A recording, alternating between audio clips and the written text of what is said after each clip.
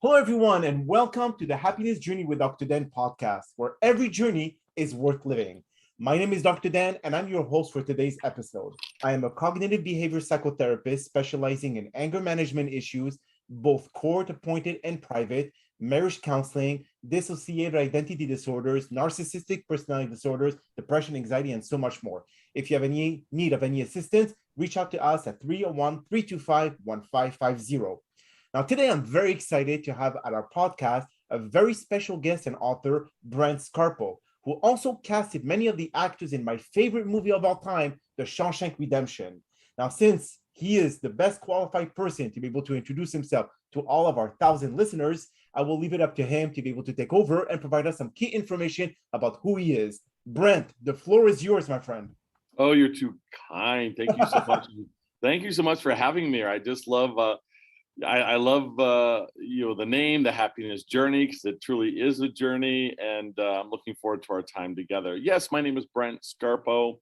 You can learn more about me on my website, which is brentscarpo.com. I basically, as I shared with you before we got on air, I was born in California, raised in Pennsylvania. My parents divorced when I was 4, so we moved back to Pennsylvania. I've always known that I want to be an actor or in the entertainment industry. So when I graduated from Mercyhurst College in Erie, Pennsylvania, I moved back to California, studied at the American Academy of Dramatic Arts, and started my happiness journey in terms of my career and my passion. And so, I did acting and some modeling, and I was on cruise ships, and I did theater and plays. And then a friend of mine asked me if I was interested in being a casting director, of which I absolutely had no desire. So for your audience, a casting director is actually somebody who hires people to be in the movies, in the TV shows and such. I was an actor. And so I said, my friend, I said, no. I said, just, give me an audition. I'll be good to go. So she called me 2 or 3 different times. And by the 3rd time, she was in tears. So I'll let your listeners in on a secret. If you ever want me to do anything for you, just cry, because I'll do anything you want. And she said, I'm just being very transparent and authentic here, because that's two key components, I think, of a good character. And I said, what's wrong? She said, I haven't worked for a while because, in our industry, you're, consistently unemployed. And I said, well, what's the problem? And she said, well, I got 2 movies, but they won't let me sign a contract unless I have an assistant. I said, well, what are they? She said, one is Ed Wood with Johnny Depp, about the B-movie horror director. And the other one's called Rita Hayworth of the Shawshank Redemption. I said, well, that's the stupidest title I've ever heard my entire life. I said, what's that about? She said, well, it's a Stephen King novella based on a book called Different Seasons. And she's like, I really want to do this because we would be out of town and we make more money. And I said, I don't know. I said, could you just, you find somebody else and then, hire, get me an audition? She said, no, I don't have time. I have to sign the contract tomorrow. So I said, well, what would I do? And, what's the salary? How much am I getting paid? So she told me what I would do. And then she told me how much I was getting paid. My mouth hit the ground. I said, you should have started the conversation with that, not ended with that. I said, are you kidding me? I was working kind of a dead end job. So I took the job, understanding networking, flew to Mansfield, Ohio for 4.5 months. I was the assistant. So my job was to really interview and hire all the guards and all the prisoners, about 3,000 of them. One of the top 10 experiences of my life. I opened up my own casting company thereafter and worked on films like Air Force One, That Thing You Do, in a movie called Matilda, because my niche was athletes and children. I have a big passion for children, and that's why my 2 passions really are the entertainment industry and education. And then shortly thereafter, my happiness journey had a bit of a bump. I lost my mother in 1997 to cancer at the age of 59. I was a primary caregiver. I was on the Today Show. So if you go into the YouTube and you put Brent Scarpo Today Show, you'll see how my mother and I proved that there was life after death. Since then, I've opened up a life coaching business, which I absolutely adore. I'm an intuitive life coach, and I've married together both the entertainment industry and my passion for life coaching. I even created recently the top 10 Shawshank Redemption life coaching lessons that everybody should know. And then I've been working hard since the Today Show in 2010 on a new book called The Red Balloon, Transforming Your Life by one inspirational story at a time. which will come out Mother's Day of 2022. Wow. Now tell me, The Shawshank Redemption, was that the original title? No, the original title is called Rita Hayworth and the Shawshank Redemption. It is based on Stephen King's novella, Different Seasons. In fact, you're already familiar with one of the movies from the four. There's 4 short stories and they represent each season. Okay. And so Stand By Me, which was, I believe, summer, was the first film that was done. And then Frank went to Stephen King and got the rights. He actually got the rights for $1. And he has the dollar signed by Stephen King in a frame in his office, believe it or not. Amazing. Yes, I forgot about that story. And he produced the movie and directed it. And when our biggest issue was just the crazy title. So when I went to public relations, they said, this is just not a title people are going to go and see as far as a movie. So they cut off Rita Hayworth, though she's in it still, or her story is, and they just call it The Shawshank Redemption. So why did they choose Rita Hayworth as the actor? Because in the movie, I remember Morgan Freeman and the rest of the prisoners were seeing that movie for 100 times when Rita Hayworth turned her head and she looked all beautiful.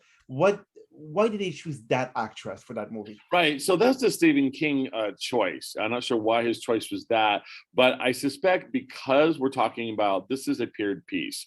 So if anybody hasn't seen the movie, I highly recommend it. It's one of the top 10 films you have to see before you die, according to the American Film Institute. But you'll remember, this goes from 1947 to the early 70s. And so Tim Robbins' character, Andy Duphrene, was incarcerated during that time. So, when we're talking about the 50s and the 40s, Rita Hayworth was it. She was the girl. So I suspect it was a period piece choice.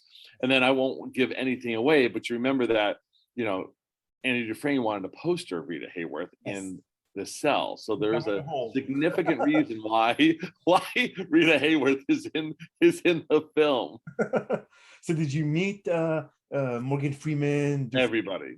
Wow. I spent 4 months. I partied with them. I hung out with them. Some were a pain in the butt. Most of them were wonderful. Yeah, I would say Morgan Freeman is just phenomenal. One of the nicest people I've ever met my entire life. Frank Darabont was the director and producer. He'd never directed a film his entire life. So the fact that he got the rights to do this after writing it was just phenomenal. A lot of us had been in, this was not our first time, but it was a fledgling, crew. And I'll let you in a little secret. We'll see. We'll test your listeners' knowledge. So go ahead. Deborah Aquila was the main casting director. So she got, Morgan Freeman and such, and then we went and did the day players and the background actors. But Tim Robbins is not supposed to be in that film.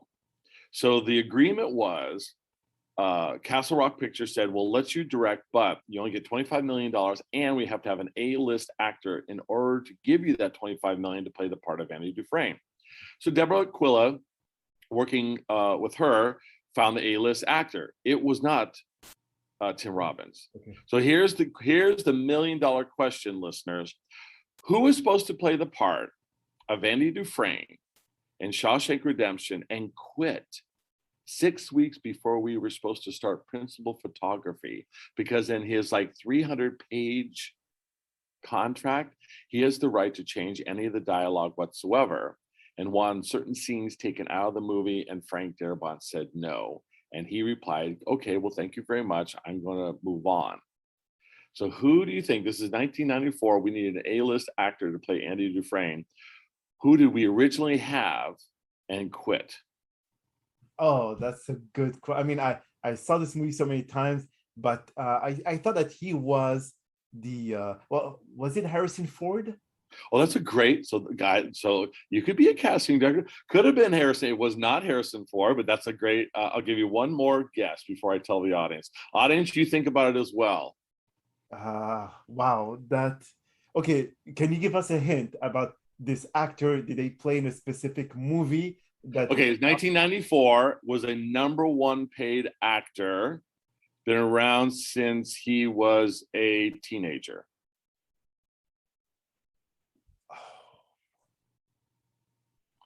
And you will be shocked when I tell you. I'm sure we will. Oh God, hold on a second. Time is up. Okay. Tom Cruise. Tom Cruise. Thank God he quit. That's all I can say. I would say to you, the happiness journey is a lovely journey, and so is the creative journey. And so you never know how things are going to create and what are the obstacles, challenges, joys that occur. But he's the one that got the part. He was supposed to play Andy Dufresne, and I would suggest to you that it never would have been the popular film that we're talking about today had he kept that part. And it was all well and good. There were certain scenes he wanted taken out. They said no. He left, and the next person on the list was Tim Robbins. And thank God, because Tim Robbins represents every man. That's true. Actually, right before you give I thought it was Tom Hanks. I know. Now that was a good. Now, if you think about that, it's a good answer, because Tom Hanks was in. We got nominated for 7 Oscars, and so he was in Forrest Gump, and we were up against that year. Okay. And Forrest Gump, I think, won. So yeah, he couldn't have been, unfortunately. But do you think that would have been a good choice? Do you think he would have been able to do as good job as the other actor for Andy Dufresne? You think? Well, here's another bit of information. So Frank Darabont, the director of Shawshank Redemption, was so successful that he got a 4-picture deal, right? And so the second picture, which I wanted to work on, but I couldn't just because there really wasn't a lot of background, was a movie called The Green Mile, and Tom Hanks was the star. Yeah. So he did use him. No, I don't think he would. I think because Tim Robbins was known enough, but was not that celebrity star. My acting teacher used to say this: if you really want to know whether or not an actor or actress has done a good job, when you walk out of a movie, listen to what people are saying. Are they saying, oh, that Forrest Gump, I felt so sorry for him when his mama died? Or are they saying, oh, Tom Hanks, he did such a great job? If they talk about the character, then they've done their job. If they talk about the actor, well, that's not who was on the screen. That is a very good way to look at it. That is very interesting, Brent. So that from this movie, what did you decide? I mean, the experience must have been incredible. And also, you and I, we discussed earlier about that they do some tours in the Ohio prison. Yeah. So, the film garnered 7 Oscar nominations. And then, and it really wasn't watched before we were nominated. No one watched it. They really didn't. And then it was nominated, and people were like, what is this film? Right. So people started watching it, and then they got completely hooked. Yes. And, I will say to you that the original, the location's Mansfield, Ohio, that is an old abandoned prison. It's been there since the late 1800s. They've demolished most of the back of it, but that Victorian main house still sits there. They do tours in Mansfield, Ohio. I think hundreds of thousands of people have been there. They still do shooting. I've been back 2 or 3 times. I know they went back. We celebrated the 25th anniversary 2 years ago, and Frank and the entire cast went and had. I unfortunately could not go. I was sick about not being able to go.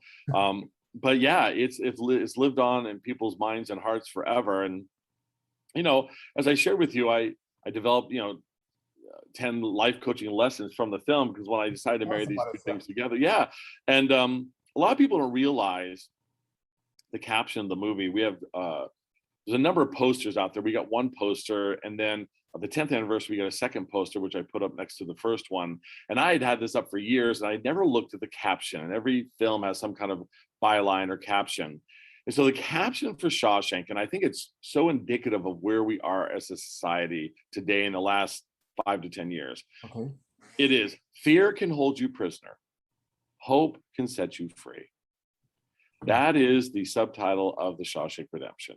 Fear can hold you prisoner, hope can set you free. You're a therapist. We got to face our fears and create the necessary action steps to overcome them. We got to embrace the hope of getting out of that prison, whether it's a prison of our mind or a prison of our own making. And as Andy Dufresne did, take that little small hammer and just chip away and allow time to be able to be your victor. Wow. So the 10 lessons, if you could just go through them like briefly. Yeah, of course. So number 1, it's the most famous line. I was there when he said it. Red and Andy Duphrene, it's near the end of the film, and Red's developed this great relationship, and he's concerned about his friend. And you're not sure what's going to go on because he's been there so long. A lot of you listeners, whether it's COVID or lost your job or the loss of a child, it just seems like it's forever. And Andy Dufresne looks at Red and says, well, I guess it comes down to two choices. I can either get busy living or get busy dying. Yes. Right. That's what I said to my life coaching clients when COVID started. I said, well, you can lament all you want, right? Or you can get busy living or get busy dying. So we've got to take these action steps to move us forward. Without action, you stay still and you stay stagnant. 2 is fear can hold you prisoner. Hope can set you free. My third one, especially now, is you have to be relentless and tenacious. I love the film. It took Andy 20 years to escape Shawshank Redemption with the tiny rock camper. Remember, he wanted to get books. He wanted to develop a library. And the warden said, you'll never get any money. He wrote 1 letter a week for years before they got so sick of it, they sent him the money. We have to break down our own personal negative walls that we build around ourselves. The fourth one I love is the greatest strength you'll ever have is inside of you.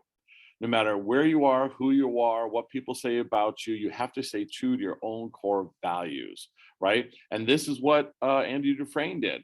My favorite scene, it's one of my favorite, and I was there for this one. I tried to get on the set as much as I could, is when they're on top of the roof. And let me tell you, that was a hot day. We were there for, 12 hours. And they've got that tar. And Andy goes up to Clancy Brown, who played that horrible guard, and said, look, I can help you not pay taxes on your wife's inheritance. And he's about to throw him off the roof, and he finally convinces them, no, I'm an accountant. I can do this, right? And he has this strength. His strength is, these are my assets. These are my tools, which marries itself to number 5, is that your second greatest strength is your tools, skills, and accomplishments. So he knew he was an accountant. He could help out the Clancy Brown's character, but he also said, all I ask is a few beers for my colleagues, and there's that great scene at the end where we had to wait for the sun to go down. Andy's at the opposite of the roof. The other guys are on the other end. The one guy said, would you like a beer? And then he said, oh, I quit a long time ago, right? And so, he didn't need that validation because that strength was already inside of him. 6, this is the reason why the relationship between Red and Andy Dufresne exists, Morgan Freeman and Tim Robbins. Good friends and relationships support you both during good times and bad times. I always say the people you surround yourself is who you will become. I used to work in a prison for 2 years as a life coach, and I asked them how many of them want to be millionaires, and they all kind of joked and laughed. I said, I'll teach you how to be a millionaire right now. And I said, all you have to do is hang out with millionaires, and you will eventually become one, right? We call it the chameleon effect. Number 7 is share the value of you to others. So if you want to be a better version of yourself, you've got to share the most valuable parts of who you are with other people. I think that's got a little bit lost in the last 5 to 10 years in a very narcissistic society. Again, this is where Andy was bold enough to ask for beers for his colleagues tarring the roof, right? Yes. He knew the value of what he could do and what he could share. 8 is opportunities can be seen everywhere. You just have to look and listen, right? Again, Andy didn't have to say anything to the one guard. And then that turned into, he was preparing taxes for all the guards and all the and their wives, and was able to open up a little tax shop around tax season. Number 9, practice random acts of kindness. That what you give comes back to you 10, 100, 1,000 times fold. Andy has an opportunity, for those of you who didn't see the film, so I don't want to give away, but he has an opportunity to share his journey of happiness to his friend Red. And he does it in a very unique way, invite him to the paradise of Zewataneo, right? He didn't have to, but he chose to. And last, in life, you must take risks, right? These ties into facing your fears are, as most fears are rooted in not wanting to take the actions necessary. Playing it safe and living a lonely, tired, and uninspired life will not get you to the dreams and goals and happiness that you want. Beautiful. One question, where was the island at the end of the movie? So that has a sore part for me. So 487 crew members, right? And they're like, is the last shot, everyone's going to the Virgin Islands, right? The Virgin Islands. I'm done. And there's 2 people, there's like maybe 3 or 4 people that weren't asked to go. I was one of them. Okay. Because there was no background extras. I was so mad it wasn't even funny. And then when I saw the film, I'm like, okay, that could have been done at the Santa Monica Beach. Like Yes. you went to the Virgin. Are you kidding me? But that was just a way to thank everybody. Unfortunately, no, I was not happy about that. But yep, they went to the Virgin Islands. So the driving part, was that the Big Sur? The driving part that he was driving the convertible to go to No, that's all a mountain or a hill somewhere in the Virgin Islands. They flew everybody there. Okay. Oh yeah, they were there for like a week, enjoy themselves. I was back in Mansfield, Ohio, just bumming out, crying. I'm like, I can't go to, I can't believe this. Oh no, everybody. I mean, the scene's maybe 60 seconds, 2 minutes. Yes, 3 minutes. at best, yeah. Yeah, that was a week and 400 people being flown to the Virgin Islands. So how did they find the bus? This was the period of 1947, 1948. The buses that he took, that Red took to the border, and so every movie's got various departments. Okay. It really takes a small army to make this all happen. You look at 400 to 500 different people they hire on the crew, and so locations is one. They're the ones that find all the locations, and then you have your prop masters and your vehicle people. And I'll give you to answer your question, I'll give you an example of what you have to do. So my favorite scene in the entire movie really is working with the background when Andy Dufhrene locks the guard in the bathroom, and he decides to play that Italian aria. Yes. And it was on a 78. For those of you that are millennials, look it up. 78 record, right? And I just remember getting I don't know, they called me and said, Brent, are you doing anything? It's like, no. He goes, we need you to drive to Columbus, Ohio, which is like 2.5 hours away, because there's this old vintage record shop that has the 78 vintage Italian aria that we're playing during page something scene, whatever. Mm-hmm. Can you go get it? And I was like, yeah, I can go get it. So, we research everywhere. We had to go in Ohio to find all the vehicles and the phonographs and all this stuff, so it has that consistent look of the time period. And it's my favorite scene because, it really is the extras that are featured, and they hear that phenomenal aria. And, for as Morgan Freeman's wonderful voice that comes over in that rich baritone says, voice. yeah. For a brief moment in time, everybody in Shawshank was free when they heard that woman's voice. Yes. So yeah, it was great because it really did feature them. The aria is called, I'm probably not going to say this correctly, but it's called Le Nozze de Figaro. Okay. Do you have can you play it if you have it on YouTube? Let me see if I that will lead so people will know what to look for, because let me see. Hold on, let me see if you can hear it on my YouTube. Let me see if I can get to that. We can make all these things happen. It was an amazing scene. Let's see here, because it really featured the guys. It feel like, because they're all looking up to at the speed. Oh, it's just so it really is. Okay, you want me to just play it so you can hear it, right? Yes. So at least, because this is going to be an audio recording, so people will just hear. Oh, yeah. Let me know if you can hear it. Yeah. You booked a cozy Virgo mountain cabin. Hold on. That's the wrong one.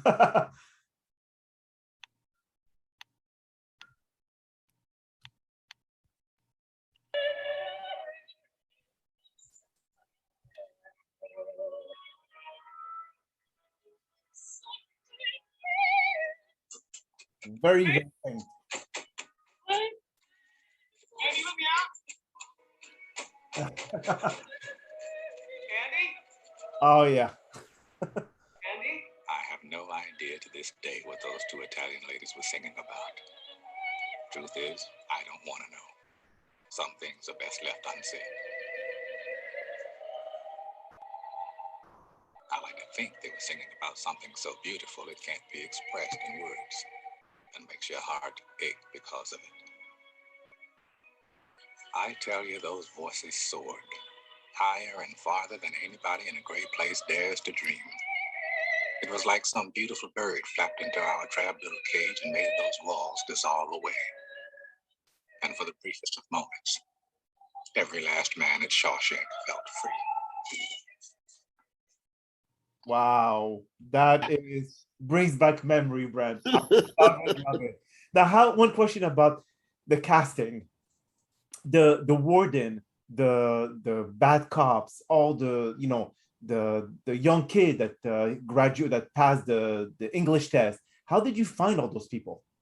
So that's an interesting question. Librarian, especially the librarian. Yeah, no. It's a great question. So, so the casting, Deborah Quilla was the main casting director. So she got a lot of the people that you spoke about. When we went into Mansfield, we only got $25 million. That's not a lot of money to make that kind of film. I mean, this film today probably costs $100 million to do. And so anybody that had 5 lines or less, right? They were all local people in Ohio because we couldn't afford to bring them out. Okay. Or if they had no lines. So that was my job along with my supervisor. Deborah Quilla, it's a process. And so what they do is we send out notices to all the agencies, both in New York and in LA. We give a description of the parts that we're looking for. They send us pictures. We look at the pictures. Then we look at, their credits. They come in for auditions. They're picked. And then we got a cast. I know Morgan Freeman's, Tom Cruise was picked first. No, I think Morgan Freeman was picked first and then Tom Cruise. Then Tom Cruise quit and then they had Tim Robbins. Then the rest of the cast kind of came in as far as the other prisoners and such. It's funny. Here's another bit. So the kid who passed the English test, he was in my graduating class at my acting school. His name is Gil Bellows. Yeah. Wow. What was crazy about that is that he's not supposed to be in that film. That was like halfway through, and we found out that the actor that was supposed to play that part, the agent called and said, listen, is there any way we can get out of this? He has a feature film where he's the star. We would love it. And for some odd reason, Frank Darabont said yes. And so the next person on the list was Gil Bellows. And so I found out he was coming. And we had another friend that his wife was the associate producer. All 3 of us went to we were in the same acting class. And so it was kind of a good deal. But what was interesting is the gentleman that quit and that was supposed to play that part, I forgot about this until you said that, was Brad Pitt. You got to be kidding me. Brad Pitt's agent called and said, is there any way he can get out of this? He's got a feature film where he start. Yeah. And so they allowed him, and Gil Bellows got it, and it changed his career.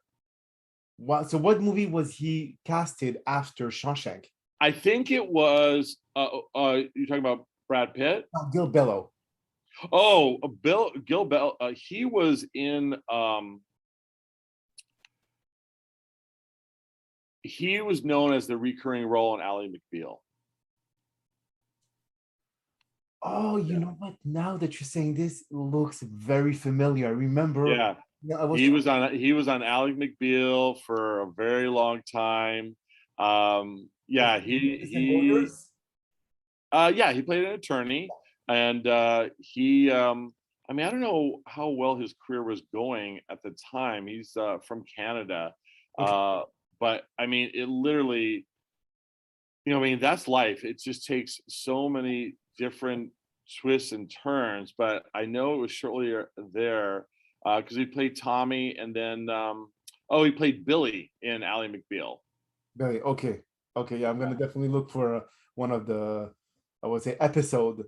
And when it comes to the others, were they all IMDb actors that were known, or they were like those who had 5 lines and over, or they were just kind of like starters?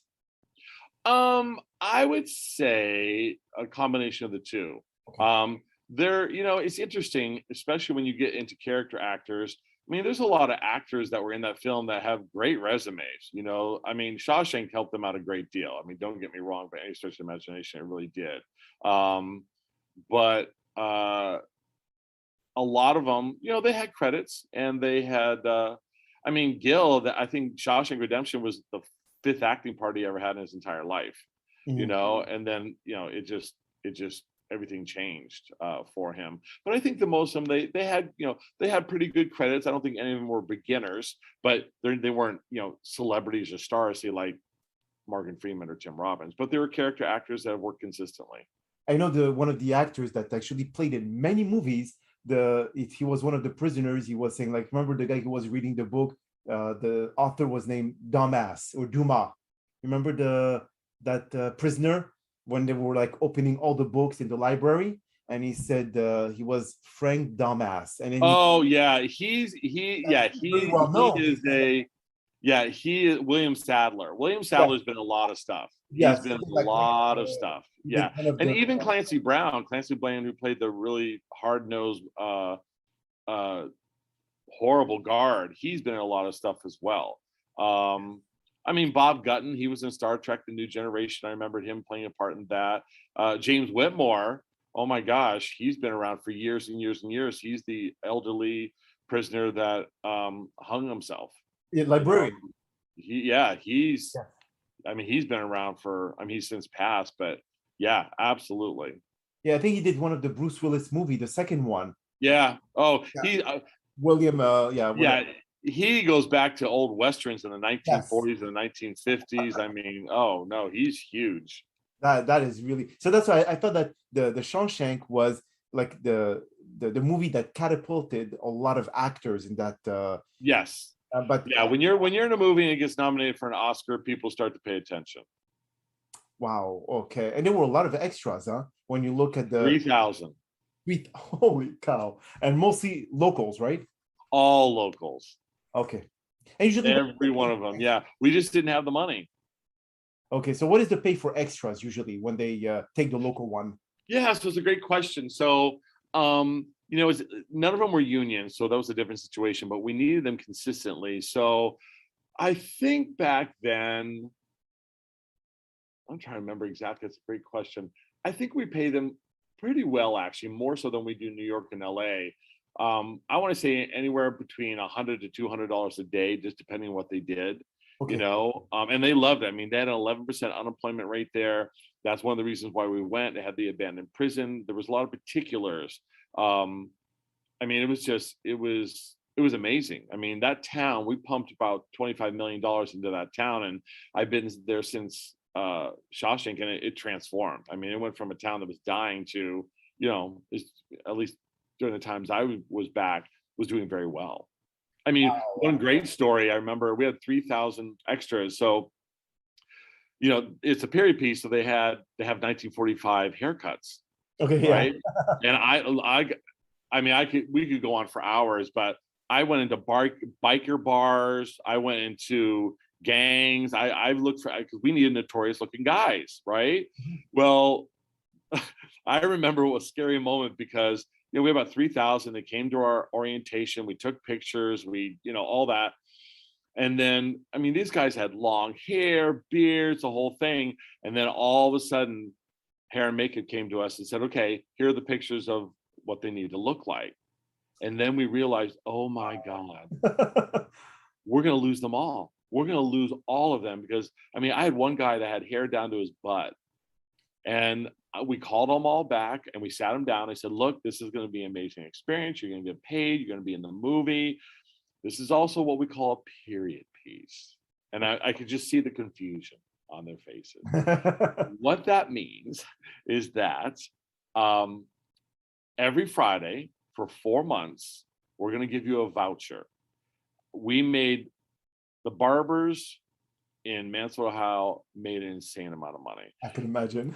We charged, they agreed to $2 a haircut, but every Friday, all 3,000 had to get a haircut from a 1945 look. Every Friday to keep the consistency. Okay. And I thought they were all just going to leave. I thought for sure. And we lost a handful, but most everybody stayed. And when we had the first day of principal photography, when they showed up, I couldn't even recognize who they were because I'm still friends with a lot of them on Facebook. Because I had a woman. I had an answer machine back in the day. This is 1994, 93. And I get back to my office and the phone would ring. And is this Brent Scarpo? Yes, ma'am. My name is Elma Jean Wood. Okay. You have my husband, Jonathan. Listen, you can keep him on that film as long as you like. We've never seen him look so good. He's been mannerly. He's been nice. He smells good. Whatever you're doing, just keep on doing it. I bet I got couple dozen of those phone calls from girlfriends and grandmas and mothers and wives. Oh yeah, That is amazing. Now, I've noticed one thing about this movie is beside the wife of Andy Dufresne, who had the affair with the other guy, there was the golfer. The golfer. There was not one woman in that movie. Oh, you're breaking my heart. Okay, my happiness journey just went to the sadness journey. So you're absolutely correct. I had thousands of people audition, and the original script, right, had a few more women than what we have. Yeah, it's primarily men. Yes. There's the secretary of the warden. There is the one woman on the probation board, and then there's the ex-wife of Andy Duphrene. There was a scene. In fact, I cast the whole thing. I was so excited. And it's a baseball game between the guards and the prisoners. And all the wives of the guards and all the wives of the prisoners show up in this field. We had the field. We had the 1950s baseball mitts, and they cut it because we ran out of money. Oh, that is interesting. So was that the purpose of bringing more females into the movie? I think just adding more female. I think also bringing together. There's a running theme that you probably will be aware of that I share with you. Well, here, I'll say this to you. Go ahead. So when I went to research the guards and the prisoners and such, I went to the old prison, which we've shot at, but I also went to the new prison, which was gorgeous. It was like a college campus. So we had a liaison that was with me all the time if I had to ask any questions. And I remember going to the prison, and she was tiny. She was like 5'1", and we were on these paths, and then all of a sudden the bell rings, and the prisoners who could leave their pods and go to their classes and stuff. And like, I'm in the middle of this maximum security prison with this tiny little girl who's our liaison, and all these prisoners like walking freely, and I'm like, they could just jump both she and I, and we wouldn't. And I said, are you ever like a little frightened? She's like, no, we've got protocols, I said, okay. And I said, can I talk to some of them that are walking past me? She said, yeah, just ask their permission first. So I saw this one guy. I said, excuse me, I'm with the film. Oh yeah, I've heard about you. I said, can I ask you a few questions? So we had a couple other people on the Shawshank team, and she kept listening to me and the guy while she was trying to talk to the people in front of me. So I just slowed down my pace. I knew the guy wasn't going to talk to me freely. She was really talking to, I think, our associate or our second AD. And so I said to the guy, I said, listen, how long have you been here? He told me. I said, what's the one thing you can share with me that, she doesn't want me to know, or that would help me in casting this film? Because my role is to hire the guards and the prisoners. And then he stopped, and he took his foot and he put a line in the sand, in the dirt in front of me. Wow. He said, this is what you need to know. The line between the guards and the prisoners is a very thin one. Wow. Very, very interesting. So, that baseball scene was to bring together that thin line.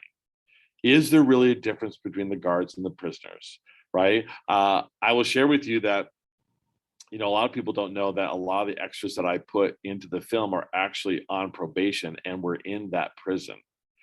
And so just for jokes, I would say to them, do you want to be a prisoner? Do you want to be a guard? And it's like, oh, I'd love to be a guard, right? And so there's a lot of prisoners from that old prison that were on probation, and I made them guards for the first times in their lives. That is just spectacular. Wow. Man, I can go on and I know speaking about Shawshank for the next 6 hours. I have sure. some other questions. I mean, just the intricacies of the movie itself, because as you know, that was one of the longest movies I've ever watched. Yeah, 2.5 hours. And but yet I was so enthralled by the story on how everything had, also the fact that he was falsely accused for killing his wife and the golfer. that again is what we're seeing now. Even with DNA testing in jails and prisons and all that, a lot of people have been falsely accused and put in jail while other who are criminals are on the streets. So that gives us an idea of how society has not really changed much in terms of the judicial system and how people are still experiencing what Andy Dufresne's been experiencing for 20 years. Well, look at what COVID did. COVID put us into our own prison, right? And I think we're all experiencing feelings and emotions of what it means to be in prison, what it means to be victimized. None of us volunteered to participate in this social experiment called COVID, right? I had a colleague, a friend of mine, call me halfway through COVID. He said, "You're a life coach." I said, "Yeah." He said, "I need some help." I said, "What do you mean?" She's like, "I've been married to my wife for 17 years. I said, "Yeah, I know." He goes, "I just met her for the first time 6 months ago." I said, "What?" He said, "I have no idea who this woman is that I'm living with." Right? Because for the first time, and what prison does, whether it's a psychological one, emotional one, or physical one like Shawshank, is it keeps us from running. COVID stopped all of us from running. We were quarantined in our home with the person we call our husband, our wife, our boyfriend, our girlfriend, our partner, our kids. And I would say for the very first time in a very long time, right, we had to see exactly who we were and who we are with.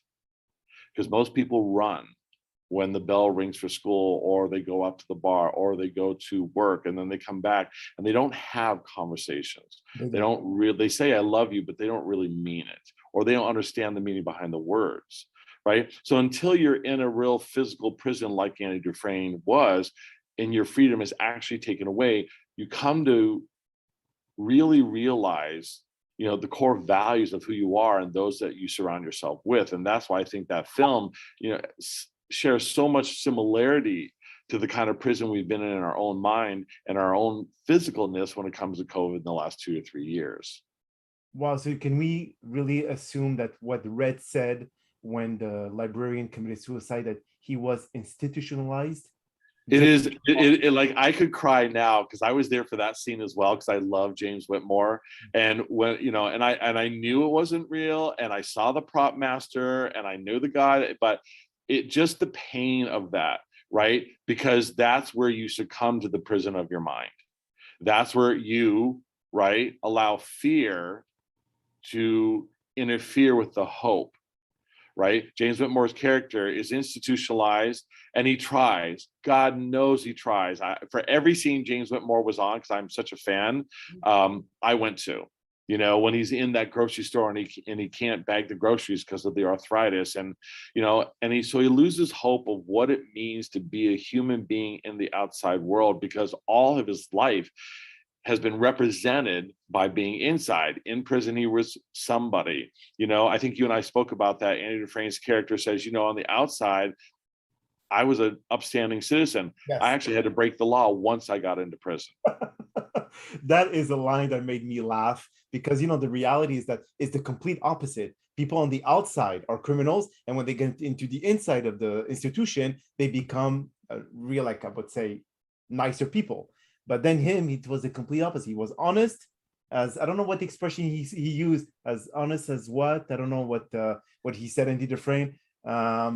Anyway, but you get the idea, and everyone, yeah, of course, this movie is going to understand what Shawshank Redemption is all about. Well, Brent, that's all the time we have for today's podcast. I really do appreciate the time you took out of your very busy schedule as a life coach and as a let me finalize. Let me share a gift. I'm having an aha moment. So I'm a life coach. I do intuitive readings. I have a 4-month program. Here's what I like to do, because you've been so wonderful for any audience members, and as long as I'm alive and well. So let's do this. I will do a complimentary strategic intuitive reading for any of your listeners. All they have to do is text the word happiness to my cell phone. Text it, please, at 760-835-3327. Again, just text the word happiness to 760-835-3327. I will get back to you. And what I like to offer all your listeners is a complimentary intuitive reading that will strategically help them with whatever particular challenges they're facing. Beautiful. Well, all listeners, Please take advantage of his complimentary gift. And we all hope that you have actually enjoyed today's episode, because I did. As you all know, Shawshank Redemption is my all-time favorite movie. I'm also very excited about the many upcoming guests that we have scheduled for the Happiness Journey podcast, filled with inspirational stories just like the one you heard today. Now, here are a few concluding words of wisdoms. Today, be the person of your dreams. See life through their eyes. Make decision with their mind. Let every thought, word, and action come from their perspective, as if you have already arrived, and just watch how the year 2022 warps into the kind of year you want to talk and laugh about forever and ever and ever. Peace, love, and lots of love and happiness. My name is Dr. Dan Amzalag, and you may all keep pursuing your amazing journey in life. Thank you all for listening.